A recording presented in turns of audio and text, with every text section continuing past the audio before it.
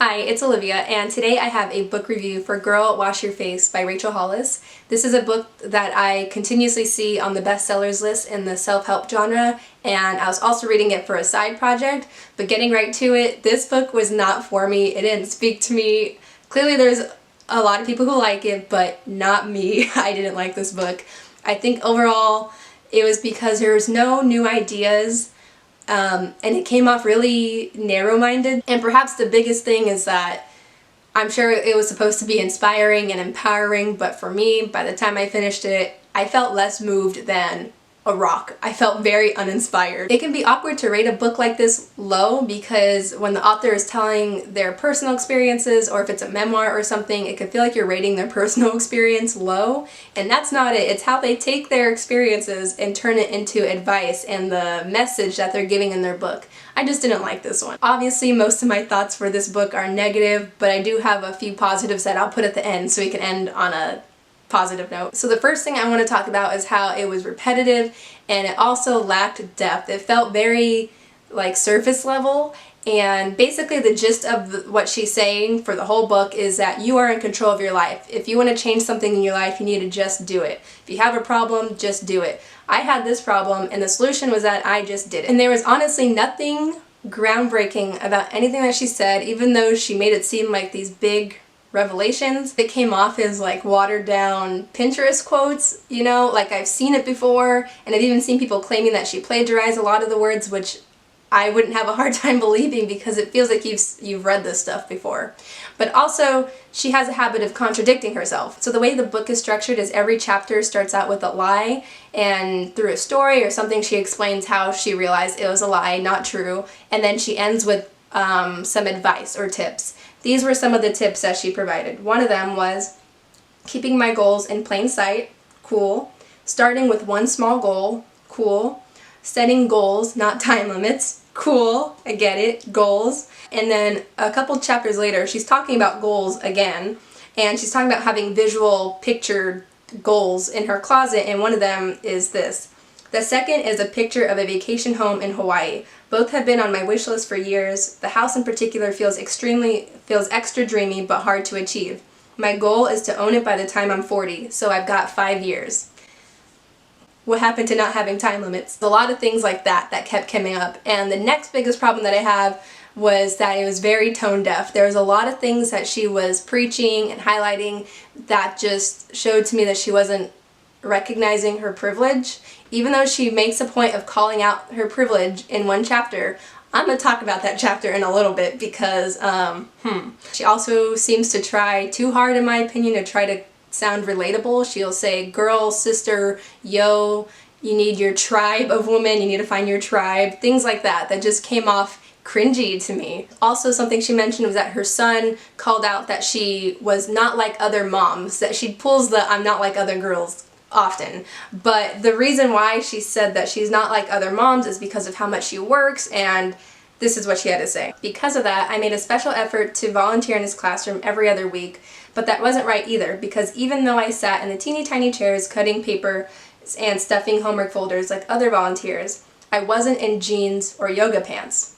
I was in high heels and a white blazer that I should have known better than to wear on the day they were making teepees out of brown modeling clay. Oh my goodness, the chapter on body image and exercising and dieting. There's a lot of underlying assumptions and judgment that she has, but it's disguised as I'm just telling it how it is. That's kind of her vibe that she gives off. Like, everyone else is going to sugarcoat it, but I'm going to tell you how it is. There wasn't a single source or any bit of research to back up anything that she said. She was kind of just pulling things out of nowhere and saying, this is fact regarding exercising or dieting. And then she would say things like this.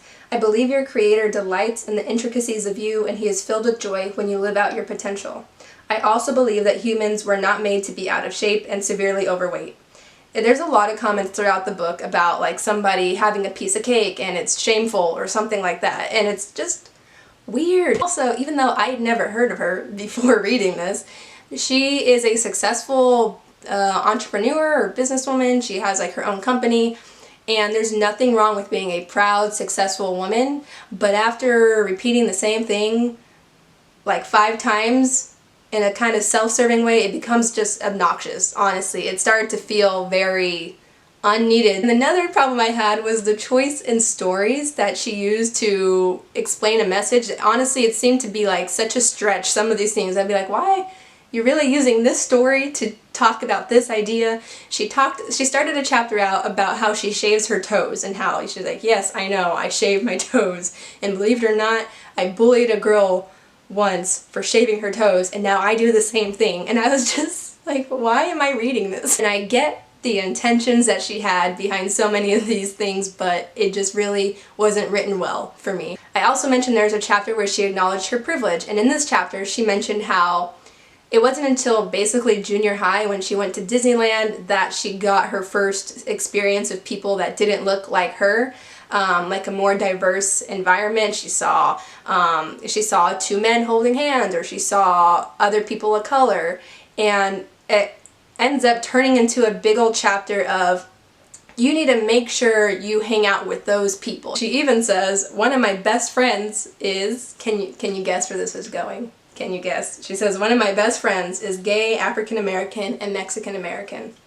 And she goes on to talk about how that friend, I believe it's the same friend, has become a type of teacher for her that always listens to her questions that she has. And that's just a side thing that I personally really don't like, is like having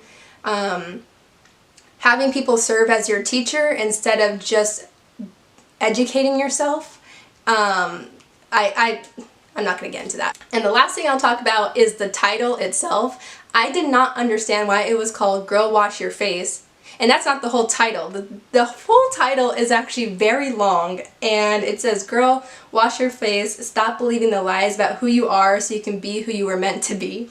But the Girl Wash Your Face piece, you don't understand why it says that until the very last chapter, the very last paragraph, and it just really didn't sum up the book. So that's it for the negatives. I said I was going to end on positives, and I want to start with her honesty. I appreciate how honest and transparent she was about her experiences, especially she had a very traumatic family death in her immediate family when she was younger, and she was open about that, and also her experiences with the fostering and adopting system. And those are very small parts of the book. Obviously, what I've been talking about has nothing to do really with those subjects, but I appreciated them. And also, I did like how she was talking about how she was trying to get a book published once, a separate novel, and she wanted to maintain the integrity of the story. She is a Christian girl, and she didn't want her protagonist to be written differently because the publisher was saying that it needed, like, the character needed to be written differently. And I appreciated what she had to say about that and standing her ground. So that was neat. And it's a short, quick read. So that's where I'm going to end off here. I don't know how long I've been talking. Sorry if it was too long. And if you're still here, thank you for watching. I will see you in another video. Bye.